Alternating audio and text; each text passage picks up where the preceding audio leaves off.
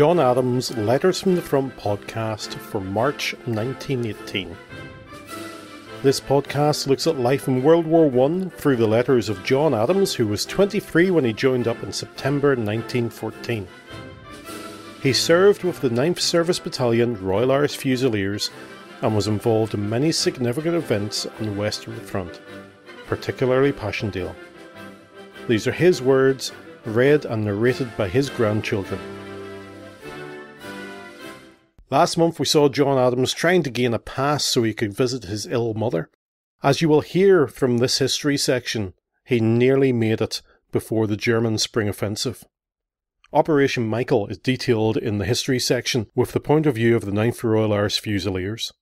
I recommend that you read the history that is detailed in Nick Metcalf's book about the history of 9th RAF called The Blackers' Boys. As this podcast only has a summary, Nick details a lot more of the heroism that went on during that battle.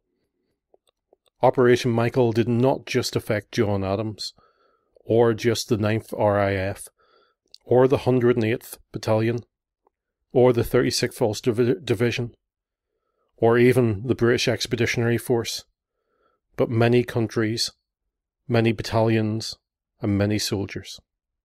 My name's Mark Adams, and John Adams was my grandfather. We know from his letters later in the year that John Adams was granted leave to visit his ill mother. Unfortunately, while he spent the night of 20th of March on a boat at Havre Port, the German war machine had other plans, which meant John was called back to the line.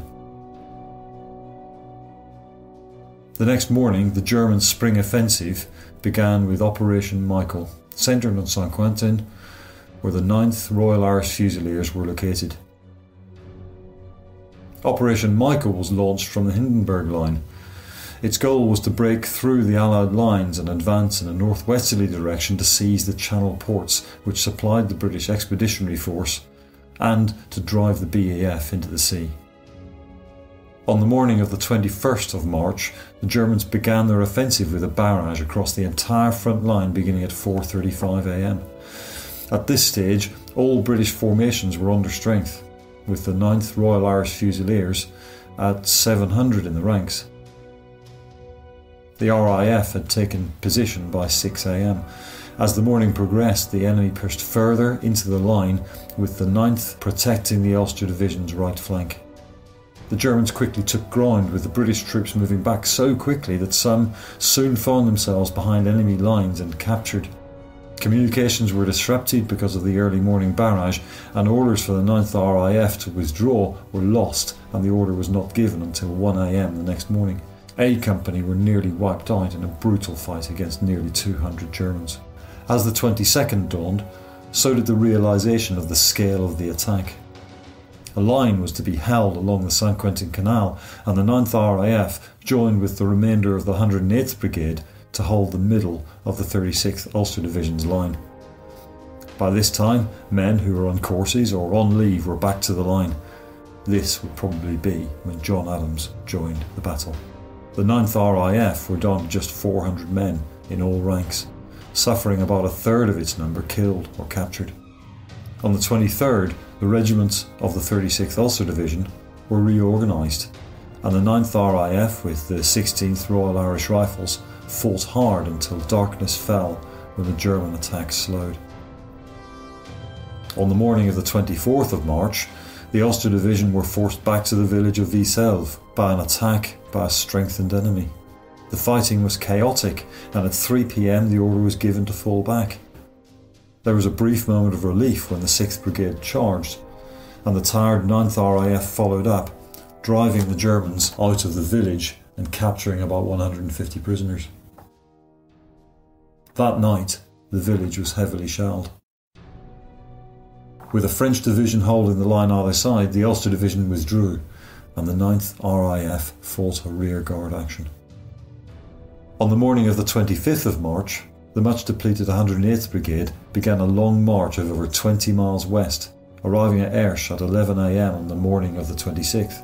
Because they were the last out of Viselve, the 9th RAF were the last to arrive at Airsh, completely worn out by a lack of food and sleep and the continuous fighting over the 4 days. They had only a couple of hours' sleep when they were stood to again, as the 36th Ulster Division and the 30th Division were all that stood between the enemy and Amiens, holding a narrow line along the canal. The 9th RAF was now reduced to around 200 men, but still ordered to hold the line at all cost. During that day they repelled several attacks and ammunition was beginning to run low. German attempts to break through that night were unsuccessful and the fighting quietened down, with the 9th RAF defending 3 sides and the 1st RAF the 4th. On the 26th of March, the German 28th Division attacked the small force of Royal Irish Fusiliers, preventing orders and ammunition getting through. While attempting to contact the Ulster Division Command, Major Brew, acting commanding officer from 9th RAF, was fatally wounded.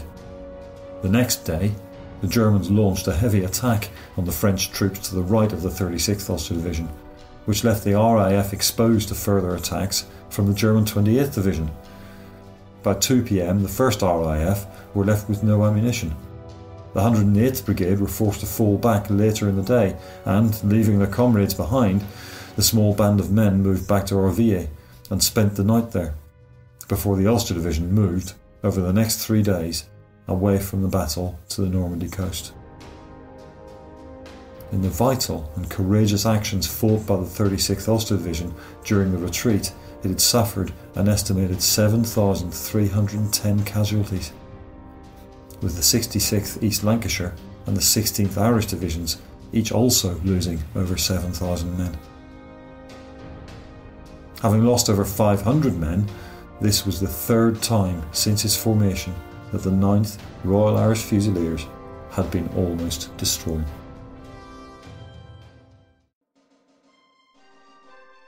Wednesday, 6th of March 1918. My dear mother, just a few lines in answer to your ever-welcome letter which I received all right. And no one but God knows the relief my mind got when I read it, to know that you are up and going about again. I would rather have got the letter than any telegram, for I should not have much pleasure in going home. Well, if God spares us both, I may be home before the end of the month. I expect I will be going up to the far before me. Willie is asking for you every day. He is also in this camp. You see, if they had not kept me here for a chief instructor, I should have been home on leave long ago. But perhaps it is all for the best. I'm like a man with a wheelbarrow. I always have it before me. Well, I think I shall close for this time. Hoping this finds you keeping well, I remain your loving son, Johnny. Saturday, 16th of March 1918. My dear mother, just a line hoping it will find you in good health, as well as all at home, as this leaves myself at present. I am leaving here tomorrow to join the battalion, so any time you're writing do not forget to address them to the battalion. I am sorry I have not had time to write a long letter now, but I shall write soon again to you. The weather is keeping quite nice.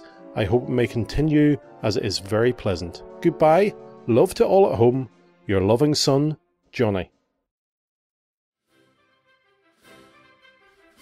Thank you for listening to John Adams' Letters from the Front podcast.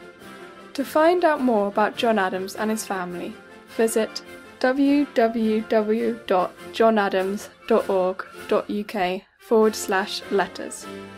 The history of the 9th Service Battalion, Royal Irish Fusiliers, during World War I is taken from Blacker's Boys. Visit them at www.9thirishfusiliers.co.uk with the number 9. Podcasts will be published 100 years after the letters were written, so will be published nearly every month. If you would like to contact us with comments or reactions, the email address is letters@johnadams.org.uk. This has been a Mark Mess production.